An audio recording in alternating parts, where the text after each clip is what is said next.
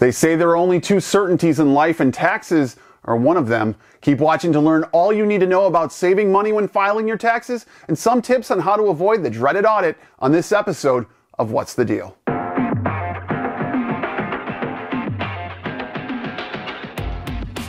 I'm your host, Chris Rux, and this is What's the Deal, a series that features shopping hacks, how-to videos, product reviews, interviews with experts, travel and finance tips, and a whole lot more. For this episode, I spoke with finance expert Mark Jackson to gain some knowledge on who needs to file taxes, everyone, the easiest ways to file online, the recent changes to the child tax credit that made for advance payments to many that began last year, the what with the what for the what, and much more. Disclaimer time, keep in mind, Mark is not a tax accountant. I am not a tax accountant. You are not a tax accountant. If you are, why are you getting this info from me? We advise you to speak to a tax accountant or a tax professional to help you with your individual tax situation. This is just some blanket advice and not meant to be a substitute for the real thing from a tax professional. Here we go. Taxes are part of everyone's life for the most part, right? How can people save on taxes? It's a necessary evil, but how can they save on tax spending each year? Taxes are, as you said, something that everyone has to pay. If you're earning some income and you're above the poverty line, you'll be paying taxes to the U.S. government and likely to your state if you live in a state that has a state income tax. The tax filing environment in the United States is unideal.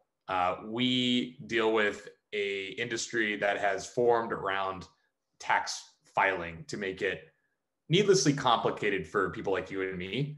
Other countries, you see the tax filing very simple. It takes less time than sometimes going grocery shopping, and everyone's gets their, the government gets their taxes and the people are done with paying the taxes and we move on with our lives.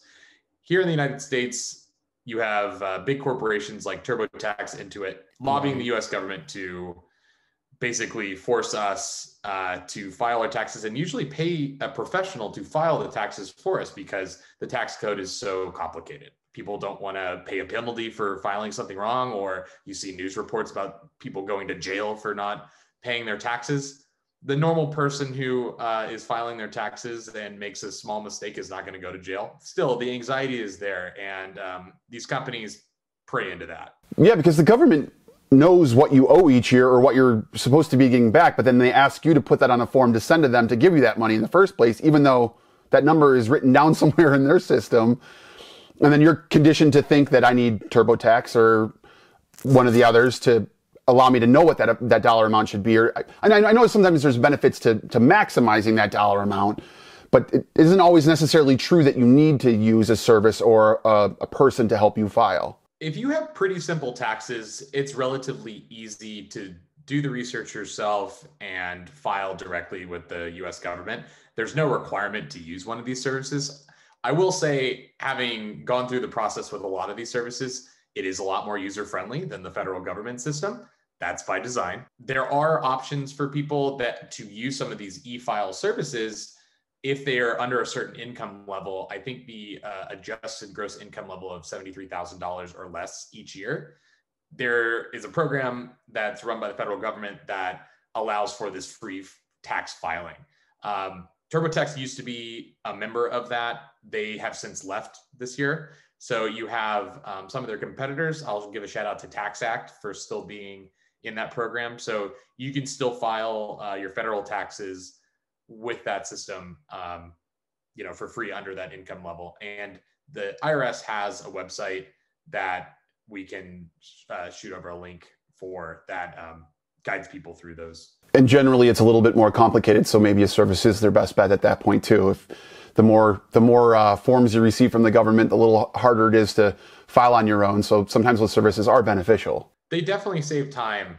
I won't say that they'll save you money because you can do all this yourself, but they do have a number of tools that help you make sure that you're maximizing your deductions and whatnot. I will say the most recent tax changes for me as a married individual, my standard deduction is $24,000 each year. So a lot of these deductions that under the old tax code I would take advantage of, especially as a single filer before I was married, I'm pretty much covered under the standard deduction. You'd have to have a lot of mortgage interest and student loan interest and charitable charitable giving and whatnot to really go beyond that. And you're not a very charitable person, so we know that that's not you. No, I'm very miserly.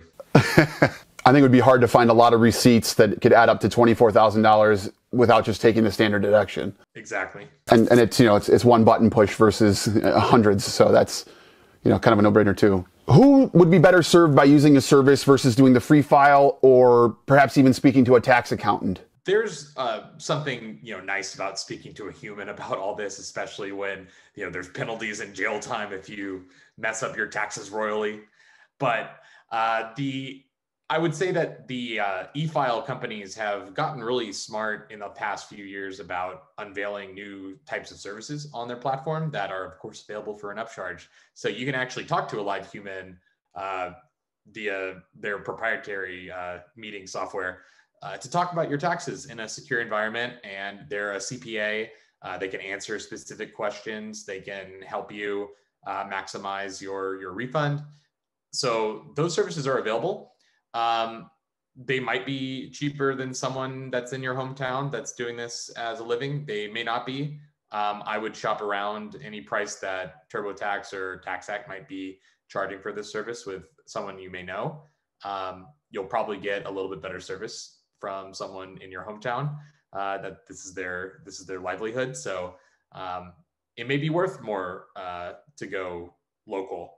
And you can maybe feel good about supporting a local business instead of a massive government lobbying corporation. Yeah, and there's something to be said for that feeling of just handing over receipts to somebody that that lives in your town, that shops at the same grocery store as you do, and your kids might go to school together, versus scanning things into the internet and seeing where they go. Sometimes that there is a nice feeling there, and a little nostalgic, I suppose. I'm sure there are plenty of younger people that will never do that, but for me, that's there's a little comfort there. Exactly.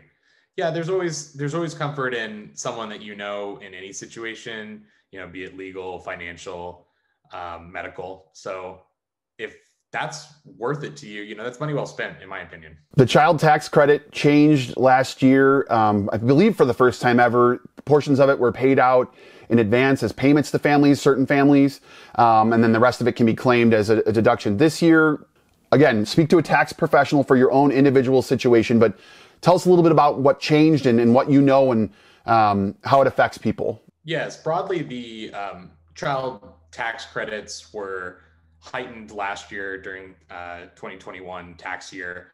That's been reduced back down to the normal $2,000 per dependent. I know that there was some talk about extending the bill from last year, but that failed in Congress. There's always a chance that something like that would be passed through Congress. I know it's still a big priority, but we're kind of at the will of Congress on this one. So I would assume for your own budgetary needs that the current tax code will hold at a bare minimum. It definitely won't go down.